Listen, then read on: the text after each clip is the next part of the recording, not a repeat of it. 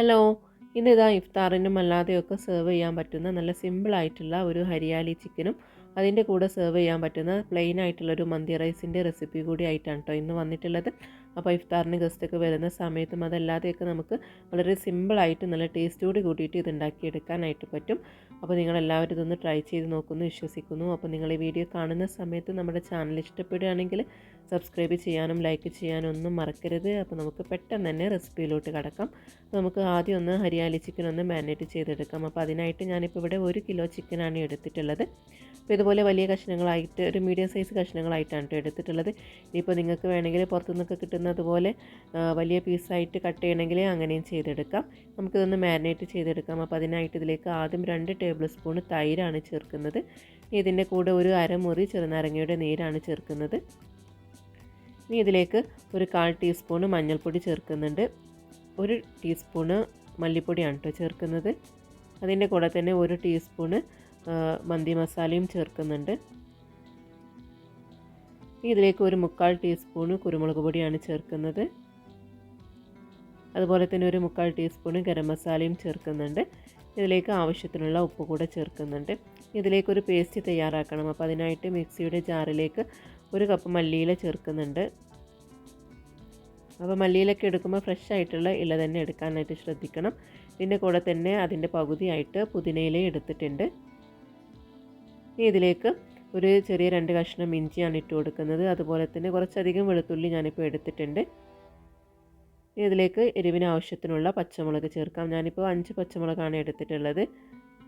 ഇതെല്ലാം ഒന്ന് പേസ്റ്റായിട്ട് ഒന്ന് അരച്ചെടുക്കണം. ഞാനിപ്പോൾ അതാ നന്നായിട്ട് ഇതൊന്ന് അരച്ചെടുത്തിട്ടുണ്ട്. നമുക്കിത് ചിക്കനിലേക്ക് ചേർത്ത് കൊടുക്കാം. ഇത് നന്നായിട്ടൊന്ന് മിക്സ് ചെയ്തെടുക്കുന്നുണ്ട്.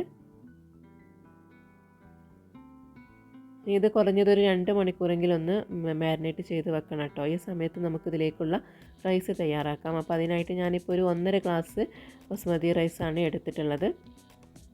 ഇനി അതൊന്ന് സോക്ക് ചെയ്ത് വെക്കണം. നിങ്ങൾക്ക് ബസ്മതി റൈസിന് പകരമായിട്ട് സെല്ല റൈസ് മന്തി റൈസൊക്കെ ഉണ്ടല്ലോ, അതും എടുക്കാവുന്നതാണ് കേട്ടോ. ഇനി ഒരു കടായി ചൂടായിട്ട് അതിലേക്ക് ഓയിൽ ഒഴിച്ച് കൊടുക്കാം. ഓയിലൊന്ന് ചൂടായി വരുന്ന സമയത്ത് സ്പൈസസ് ഇട്ട് കൊടുക്കാം.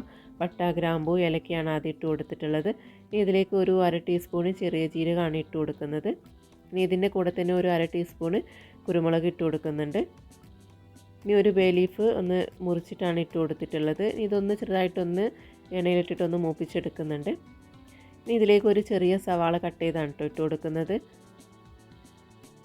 അതുകൂടെ ഒന്ന് സോട്ട് ചെയ്തെടുക്കുന്നുണ്ട്. ഇനി ഇതിലേക്ക് ഒരു 1/2 ടീസ്പൂണ് മഞ്ഞൾപ്പൊടി ചേർക്കുന്നുണ്ട്. അതുപോലെ തന്നെ 1 ടീസ്പൂണ് മന്തി മസാലയാണ് ചേർക്കുന്നത്. അപ്പോൾ നിങ്ങളുടെ അടുത്ത് മന്തി മസാലയോ കബ്സ മസാല ഏതെങ്കിലും ഉണ്ടെങ്കിൽ എടുത്താൽ മതി. ഇനി ഇത് എണ്ണയിലിട്ടിട്ടൊന്ന് സോട്ട് ചെയ്തെടുക്കുന്നുണ്ട്. ഇനി ഇതിലേക്ക് അടുത്തായിട്ട് ചേർക്കുന്നത് ചിക്കൻ ക്യൂബാണ് കേട്ടോ. ഞാനിപ്പോൾ 2 ചിക്കൻ ക്യൂബാണ് ചേർക്കുന്നത്. അത് ഇതുപോലെ കൈ വെച്ചിട്ട് ഒന്ന് പൊടിച്ചിട്ടാണ് ഇട്ട് കൊടുക്കുന്നത്. അപ്പോൾ ഞാനിപ്പോൾ 1.5 ഗ്ലാസ് അരിയിലേക്ക് 2 ചിക്കൻ ക്യൂബാണ് ചേർത്തിട്ടുള്ളത്. അപ്പോൾ നിങ്ങൾ അരി എടുക്കുന്നതിനനുസരിച്ചിട്ട് ചിക്കൻ ക്യൂബിൻ്റെ അളവിലും മാറ്റങ്ങൾ വരുത്തുക. ഇതൊന്ന് എണ്ണയിലിട്ടിട്ടൊന്ന് സോട്ട് ചെയ്തെടുക്കുന്നുണ്ട്. ഇതിലേക്ക് ഞാനിപ്പോൾ ഒരു 2-3 പച്ചമുളക് കൂടെ ചേർക്കുന്നുണ്ട്. ഇനിയിപ്പോൾ എൻ്റെ അടുത്ത് 1 ഗ്ലാസ് ചിക്കൻ്റെ സ്റ്റോക്ക് ഉണ്ടായിരുന്നു കേട്ടോ. അപ്പോൾ ഞാൻ അതുകൂടെ ചേർക്കുന്നുണ്ട്. ഇപ്പോൾ നിങ്ങളുടെ അടുത്ത് ചിക്കൻ സ്റ്റോക്ക് ഇല്ലെങ്കിൽ പ്രശ്നമൊന്നുമില്ല, നിങ്ങൾ ചിക്കൻ്റെ ക്യൂബ് മാത്രം ചേർത്ത് കൊടുത്താലും മതി. ഇതിലേക്ക് 2 ഗ്ലാസ് വെള്ളം കൂടെ ചേർക്കുന്നുണ്ട്. അപ്പോൾ 1.5 ഗ്ലാസ് അരിയിലേക്ക് 3 ഗ്ലാസ് വെള്ളം എന്ന കണക്കിലാണ് ഞാനിപ്പോൾ ഒഴിച്ച് കൊടുത്തിട്ടുള്ളത്. ഇനി നമുക്കിതൊന്ന് നന്നായിട്ടൊന്ന് തിളപ്പിച്ചെടുക്കണം. നന്നായിട്ട് തിളച്ച് വരുന്ന സമയത്ത് നമുക്കിതിലേക്ക് അരി ഇട്ട് കൊടുക്കാം. ഇപ്പോൾ ഞാനിതിലേക്ക് ഉപ്പൊന്നും ചേർത്തിട്ടില്ല കേട്ടോ, കാരണം നമ്മൾ ചിക്കൻ ക്യൂബ് ചേർത്തുകൊണ്ട് തന്നെ അതിൽ അത്യാവശ്യം ഉപ്പൊക്കെ ഉണ്ട്. അപ്പോൾ നിങ്ങൾ ചേർത്ത് നോക്കിയിട്ട് ഉപ്പിൻ്റെ ആവശ്യമുണ്ടെങ്കിൽ മാത്രം ചേർത്ത് കൊടുക്കുക. അപ്പോൾ അത് അരി ഇട്ട് കൊടുത്തിട്ടൊന്ന് മിക്സ് ചെയ്തെടുക്കുന്നുണ്ട്. നമുക്കിതൊന്ന് അടച്ച് വെച്ചിട്ട് ഒരു 15 മിനിറ്റ് ഒന്ന് മീഡിയം ഫ്ലെയിമിലിട്ടിട്ടൊന്ന് കുക്ക് ചെയ്തെടുക്കാം. അപ്പോൾ അതാ 15 മിനിറ്റ് കഴിഞ്ഞിട്ടുണ്ട്.